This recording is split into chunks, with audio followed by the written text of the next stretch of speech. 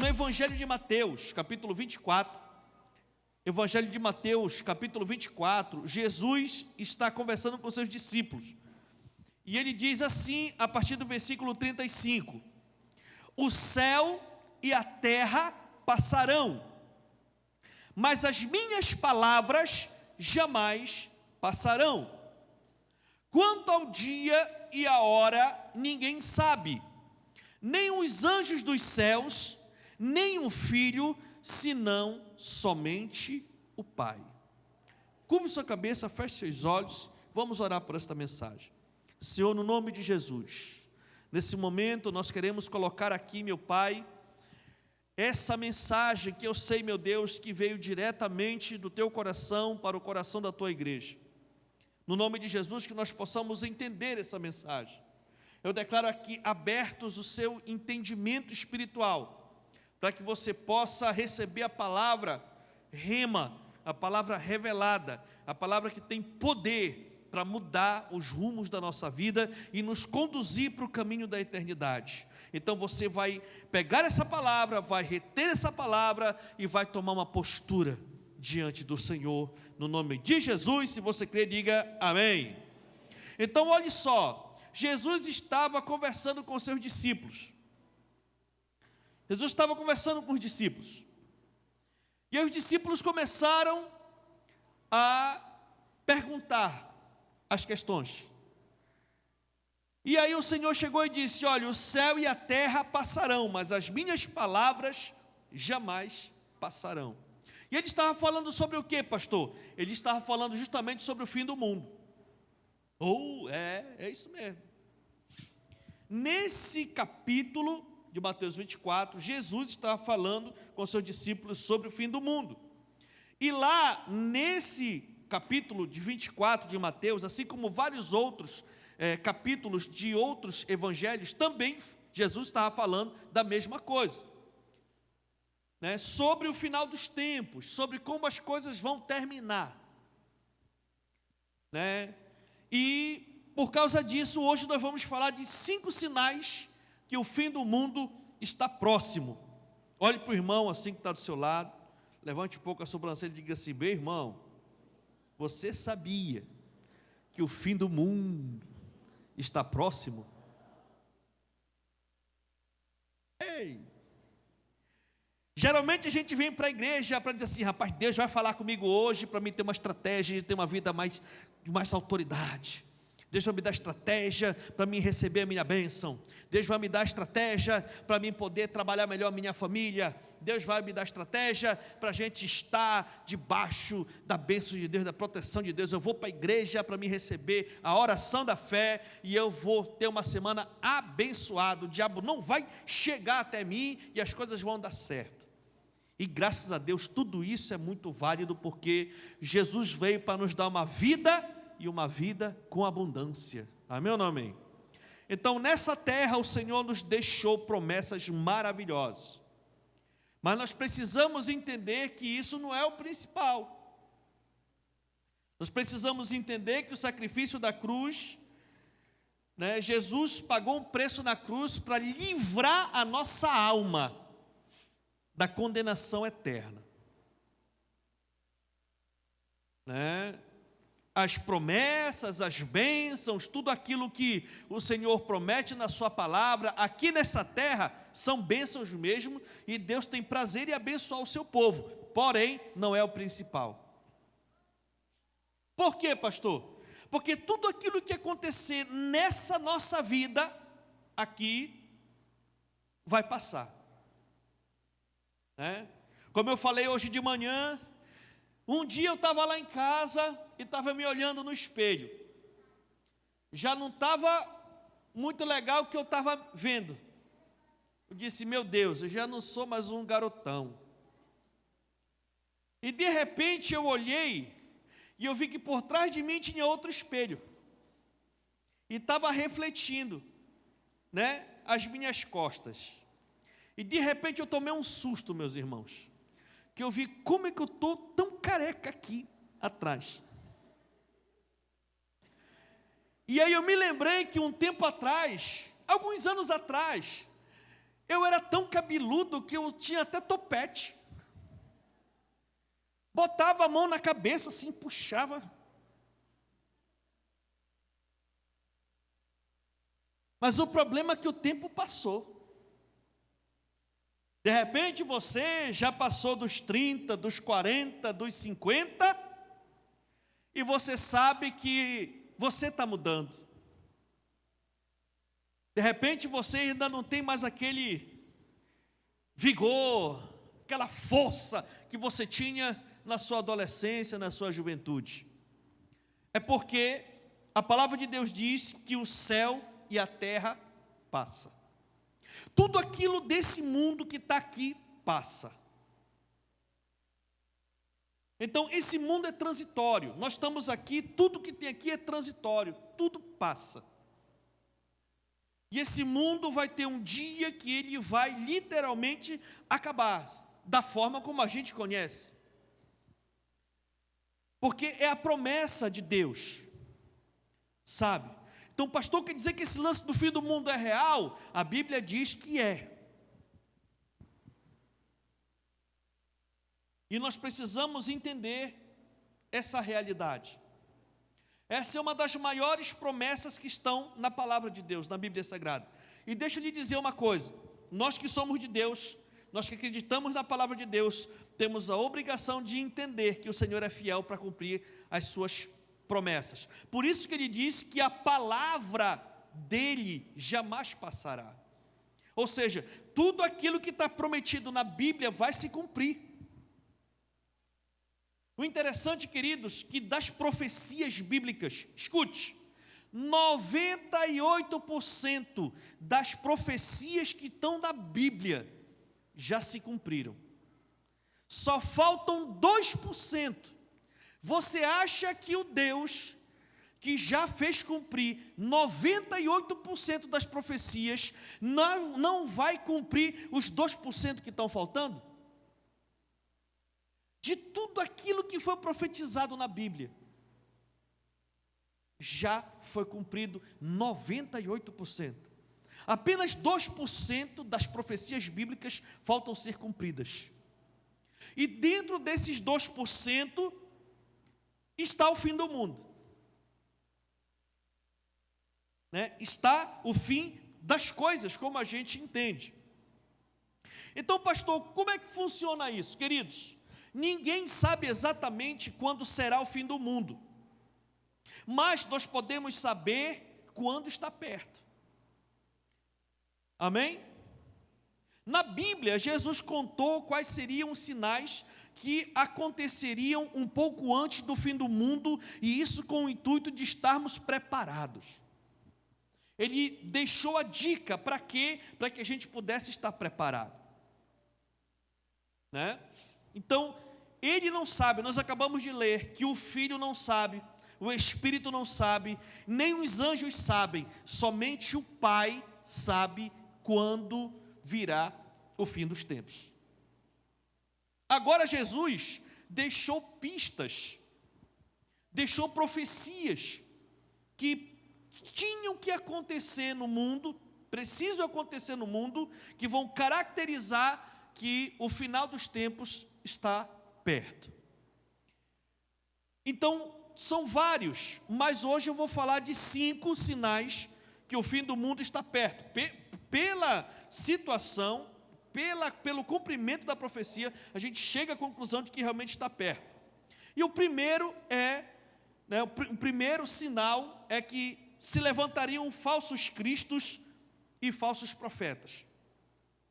Ele diz lá no Evangelho de Marcos, capítulo 13, do versículo 21 a 23, diz assim: se então alguém lhes disser, vejam, aqui está o Cristo, ou vejam, ali está ele, não acreditem, pois aparecerão falsos cristos e falsos profetas, que realizarão sinais e maravilhas, para, se possível, enganar os eleitos.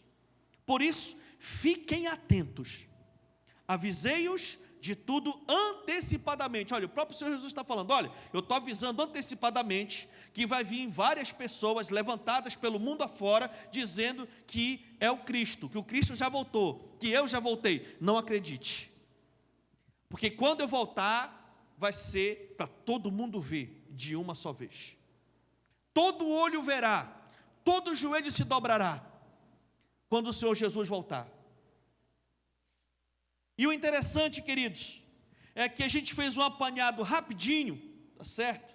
Tem um videozinho aí que nós vamos colocar, de alguns cristos de agora, fora da história aí que já tem aí, mas tem alguns que se dizem ser Jesus, que estão vivos, estão agora, estão na atualidade. Coloca aí, meu filho, rapidinho aí.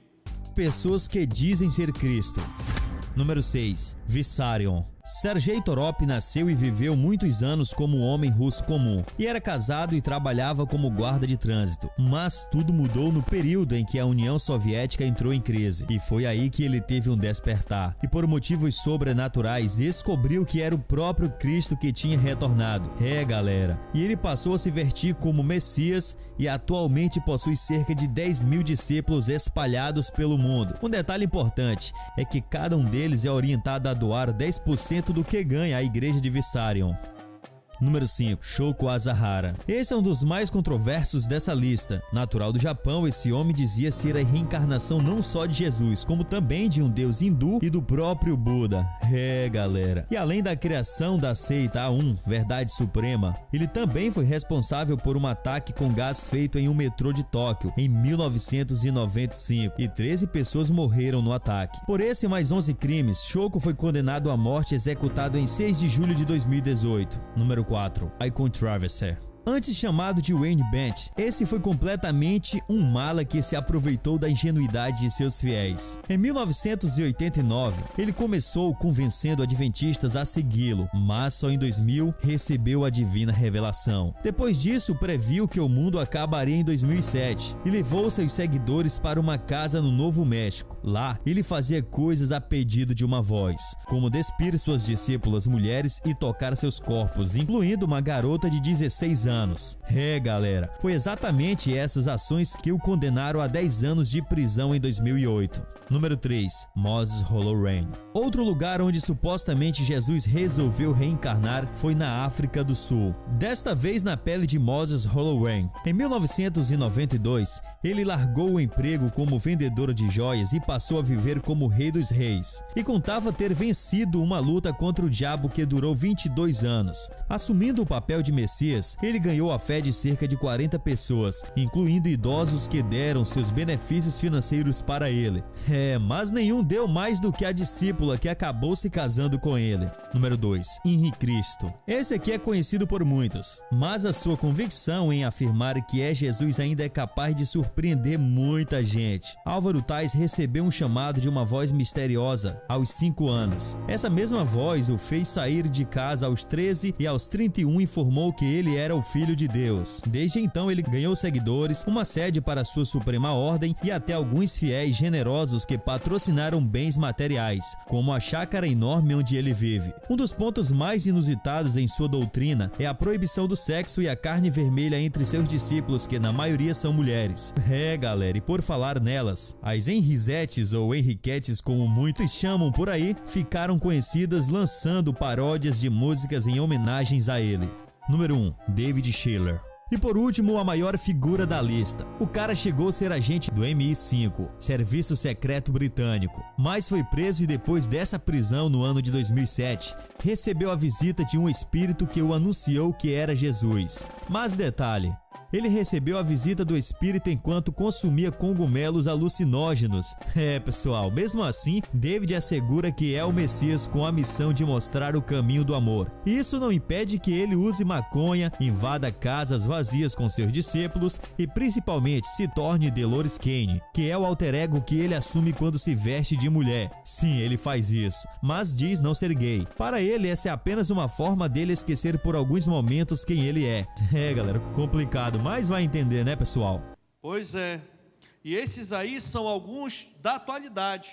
Fora, durante toda a história, inúmeras pessoas se levantam dizendo serem o Cristo. Como vocês viram aqui, até no Brasil já se levantou pessoas dizendo que é a reencarnação de Jesus. Como você viu, pessoas na África, na Europa, na América, na Ásia, em todo lugar do mundo se levantam pessoas dizendo que é o Cristo. O que é isso, irmãos?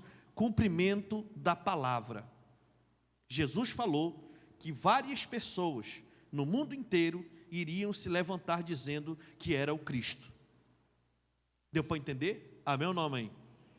A palavra de Deus é fiel.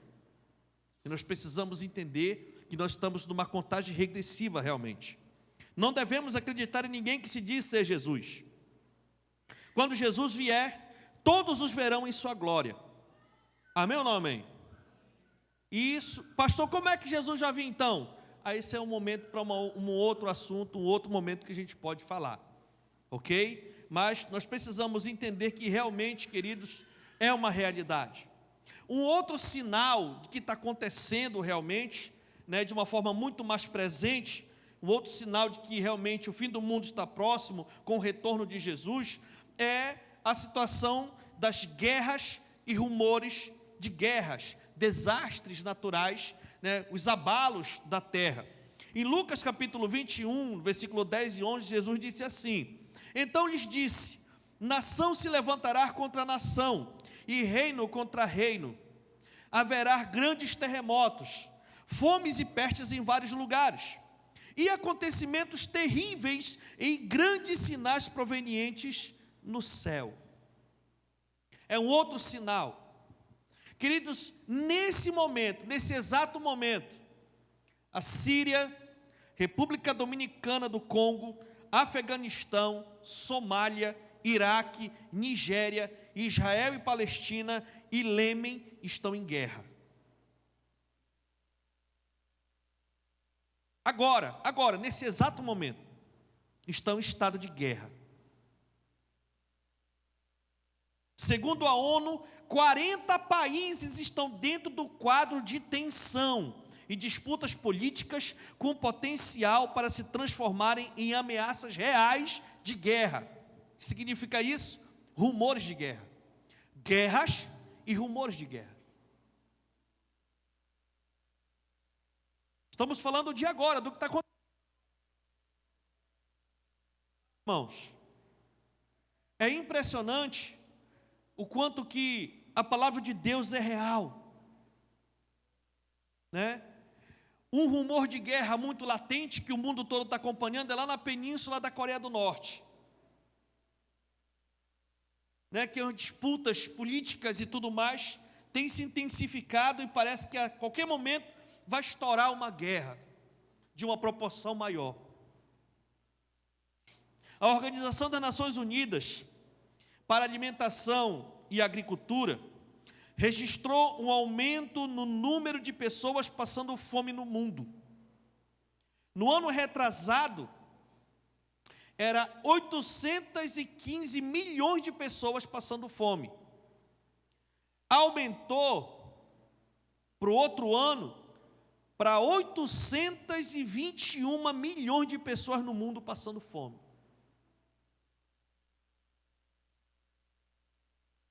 Com tanta tecnologia, com tantas situações, por que a fome está aumentando no mundo, irmãos?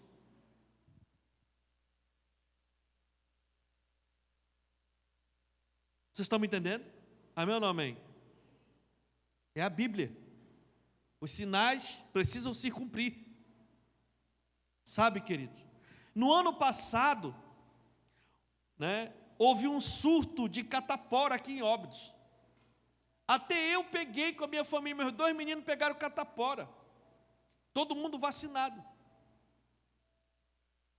Agora, nesse exato momento, em São Paulo, tem mais de 1.300 casos de sarampo.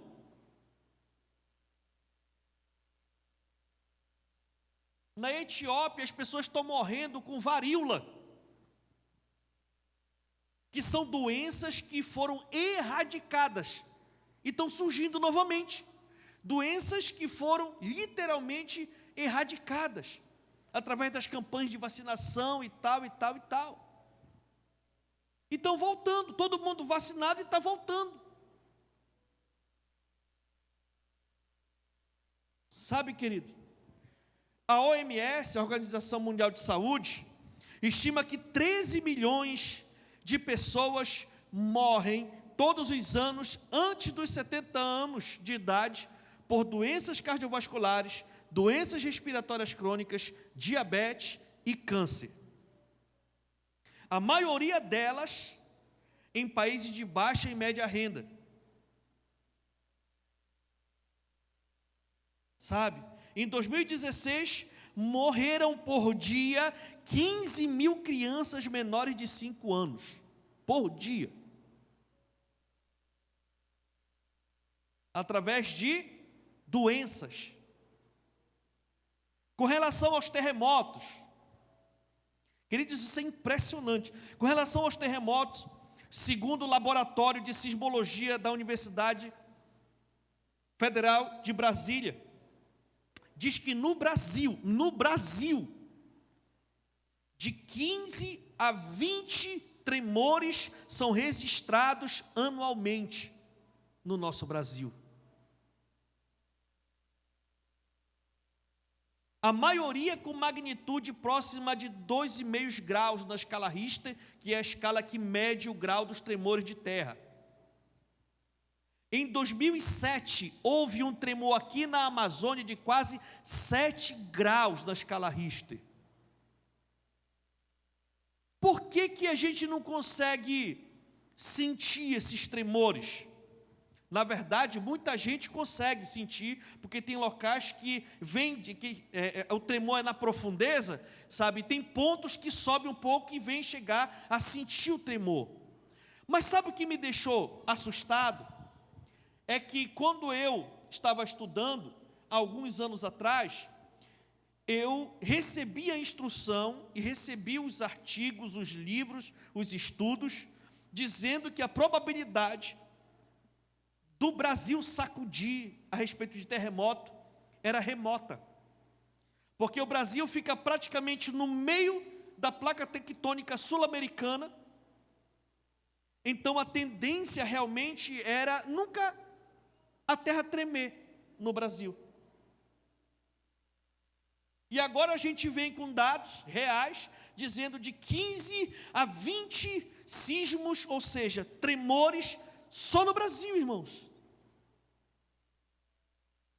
Segundo o órgão, aproximadamente 100 tremores de baixa intensidade, abaixo de 2,5 graus, ocorrem diariamente no mundo todo. A terra está tremendo toda. Sabe?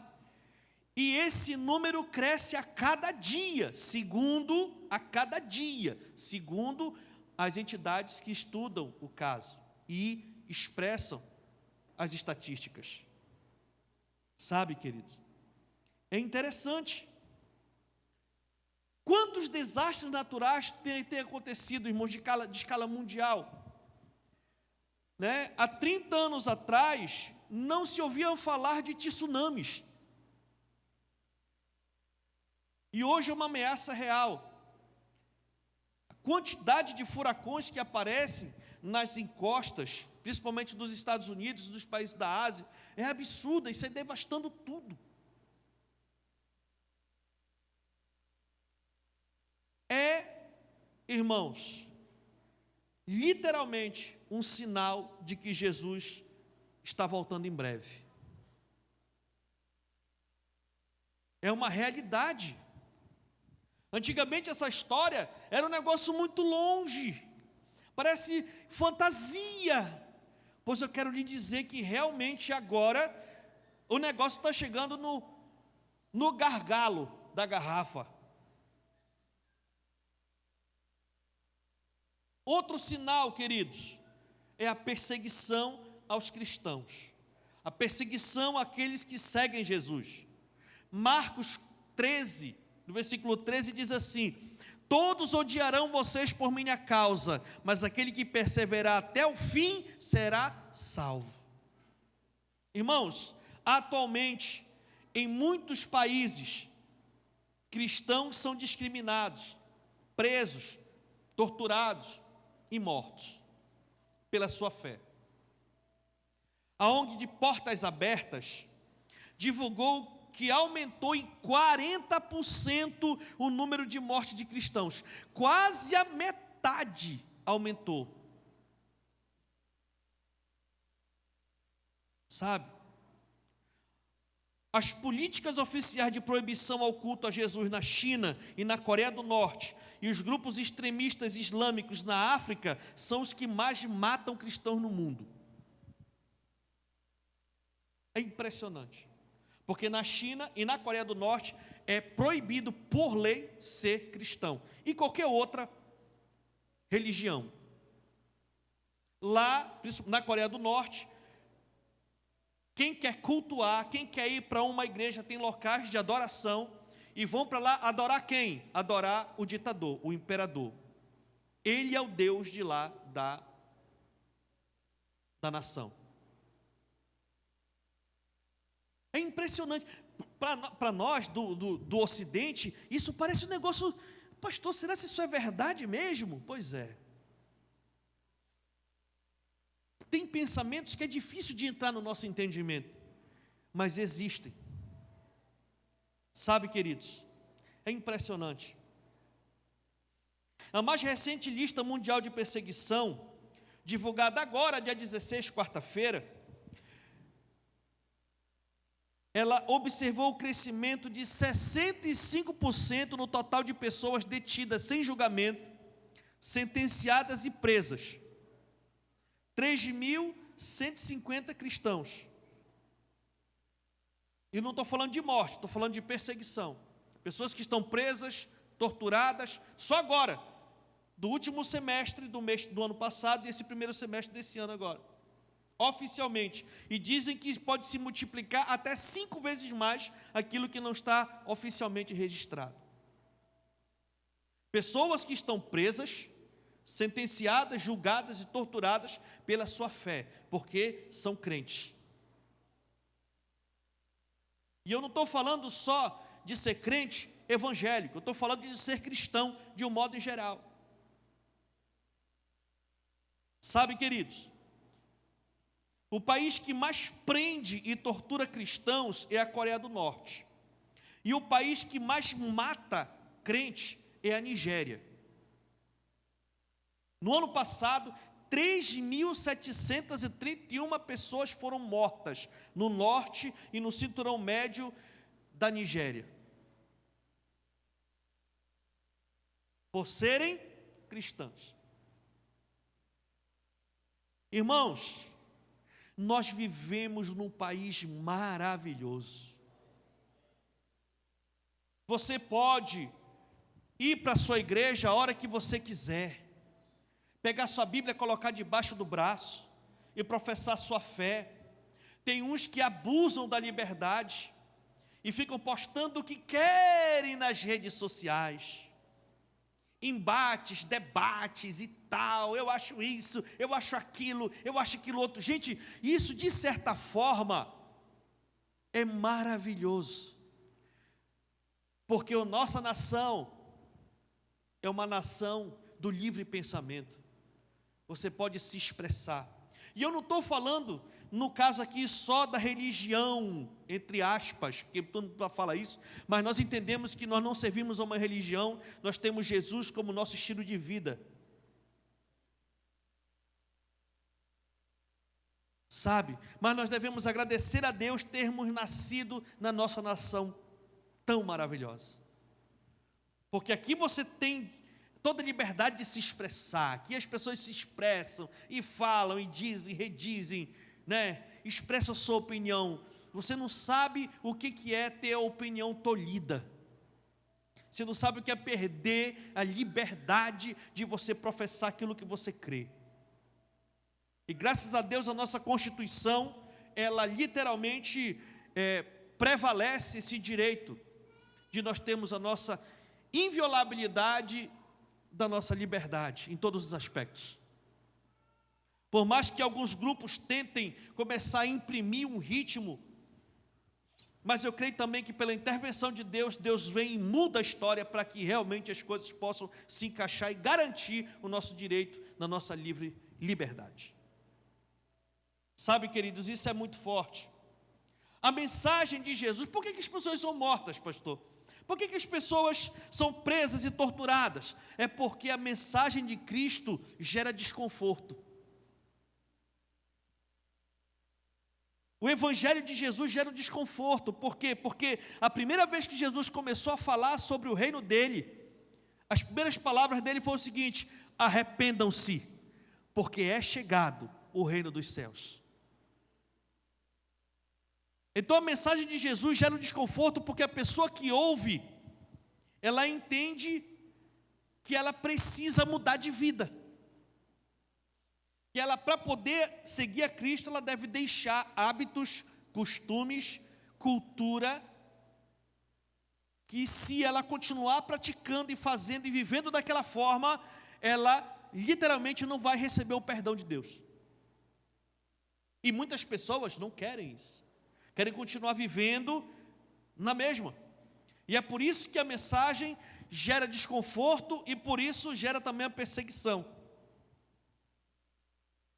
Agora, quem se manter fiel será grandemente recompensado. Aquele que não retroceder na sua fé. Sabe, nós temos aprendido o seguinte: nós precisamos viver para Cristo, e se for preciso, até morrer por Ele. E a pergunta é: eu sei que você está disposto a viver para Jesus, mas se for preciso, você está disposto a morrer por Ele? Ou você vai abrir mão da sua fé? Tem pessoas que estão morrendo porque não abrem mão da sua fé. Um outro sinal é o aumento da maldade. Diz lá em Mateus 24, 12 e 13: devido ao aumento da maldade, o amor de muitos esfriará, mas aquele que perseverar até o fim será salvo. Então é bem aqui, meus irmãos, que está a resposta do porquê que o mundo está ficando tão violento. Por que está acontecendo barbaridades no meio social? Muitas atrocidades acontecem, crimes com requintes de crueldade acontecem, que as pessoas não entendem por quê. Tá, matou, mas por que matou desse jeito? Sabe, queridos, a ONU diz que a violência mata por ano mais de 1.600.000 pessoas no mundo. Isso estamos falando só de homicídio. Mais de 60% das pessoas que morrem por violência morrem entre a idade de 14 e 44 anos. Pessoas que são literalmente têm sua vida ceifada muito antes do tempo. É impressionante. Sabe? É o cumprimento da palavra. Agora deixa eu lhe falar. A maldade vai aumentar. Muitos ficarão sem amor. Mas ainda há esperança. E a esperança está onde, pastor? Está aqui dentro. A esperança está em mim e em você, porque se nós seguimos a Cristo, nós temos o dever de amar o nosso próximo como a nós mesmos. As pessoas do mundão estão cheias de traumas, de tristezas, decepções, frustrações, traições, e elas estão procurando um lugar onde seja diferente. E a igreja precisa ser um lugar diferente.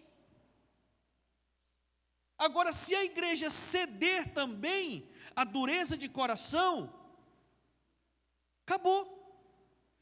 O Senhor Jesus disse que nós somos o quê? O sal da terra. Ele disse, mas se o sal perder o sabor? O que ele está falando? Ele está falando que a igreja do Senhor Jesus é que tem a alternativa saudável da pessoa olhar e dizer assim, rapaz, eu quero Jesus.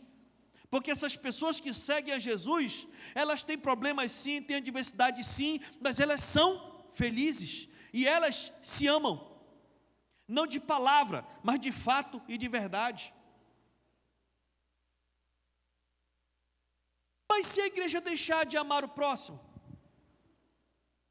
se a igreja endurecer o coração, se você endurecer seu coração, e ficar cheia de resenha, cheia de reserva, se remoendo dentro da sua própria carnalidade, vai perder o sabor.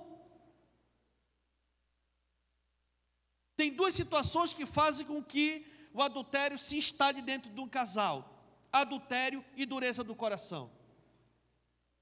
Ou é adultério ou é dureza do coração.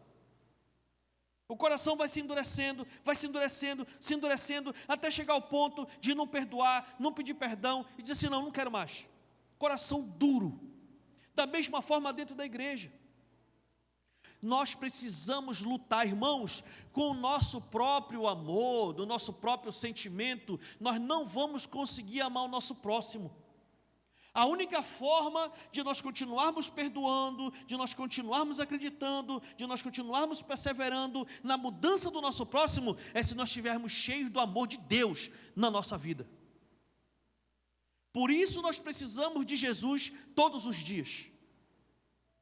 Porque se nós estivermos cheios do amor de Deus, aí sim o amor de Deus vai amolecer o nosso coração, e a gente vai continuar acreditando, continuar perseverando, continuar lutando, continuar dizendo: eu acredito na tua mudança. E é por isso que tem muita gente que não entende, diz assim: mas mana, porque tu ainda continua ainda com esse camarada? Não, minha irmã, porque eu sou cheio do amor de Deus, e eu perdoo, eu relevo, eu continuo perseverando. Agora, se o amor de Jesus sair, só fica o seu. Acabou. Mas eu fico feliz, porque eu estou vendo pessoas aqui cheias do amor de Deus. E eu quero dizer para você que está nos visitando, aqui dentro tem pessoas cheias do amor de Deus. Tem pessoas que você possa confiar. Tem pessoas que não são perfeitas, mas têm buscado ter intimidade com Deus para poder somar na sua vida naquilo que você precisa. Essa igreja tem procurado fazer diferença nessa cidade. As pessoas dessa igreja têm procurado viver diferente. E se você quiser fazer dessa igreja a sua igreja, você pode ficar muito à vontade. Porque enquanto Jesus não voltar, essa igreja vai continuar perseverando. Amém ou não amém? E o quinto e último sinal é a pregação em todo o mundo. Mateus 24:14 diz: e esse evangelho do reino será pregado em todo o mundo como testemunho a todas as nações, e então virá o fim. A perseguição não vai conseguir vencer o avanço do evangelho. Antes do fim do mundo, antes de Jesus voltar, vai haver um grande avivamento. O Espírito de Deus vai despertar o coração das pessoas. As pessoas vão se levantar e vão dizer assim: mulher, marido, filhos, vamos para a igreja. Nós precisamos fazer um concerto com Deus. Nós precisamos nos aproximar mais de Deus. As pessoas vão procurar, meus irmãos, vão procurar as igrejas, vão procurar e vão dizer: eu quero receber Jesus como meu Senhor e meu Salvador. Eu quero mudar de vida, eu quero ter uma outra vida. O tempo está passando, eu já não sou jovem, eu estou vendo as coisas, eu preciso estar preparado porque o Senhor está voltando. Vai haver um grande avivamento. E você quer saber de uma coisa? Óbidos não está de fora desse avivamento. Daqui a pouco tempo, as pessoas, elas vão se organizar, famílias inteiras vão se organizar e vão subir, vão dizer: vamos para a Igreja da Paz hoje. Não, você não entendeu. Os seus parentes, os seus amigos, daqui a um pouco tempo, vão se levantar e vão dizer: vamos para a Igreja da Paz hoje.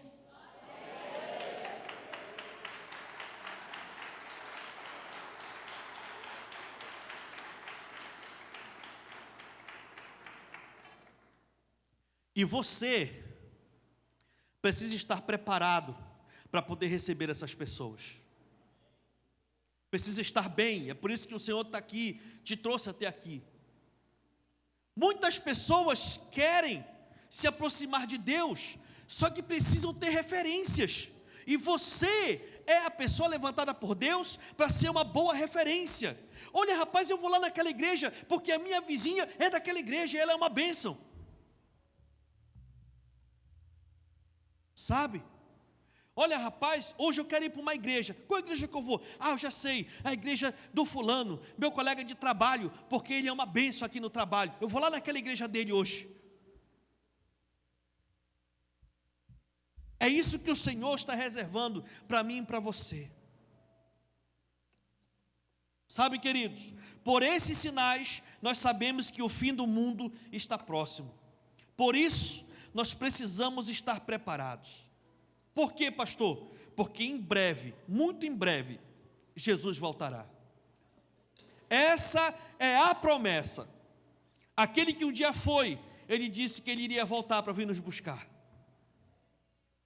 E Deus sabe o quanto que eu almejo por esse dia.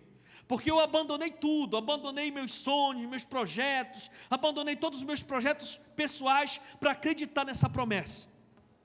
Para falar para vocês o que eu estou falando hoje. Um dia, e vai chegar esse dia, você vai dizer, bem que o pastor falou. E vai ser nesse dia que eu vou me alegrar.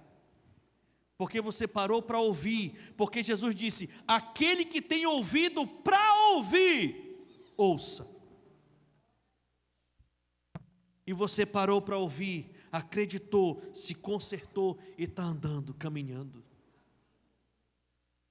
Sabe, querido, tudo que nós conquistarmos nessa terra, aproveite, faça, seja uma pessoa de sucesso, faça diferença no que você estiver fazendo, mas entenda, isso não é o principal, porque tudo isso vai passar.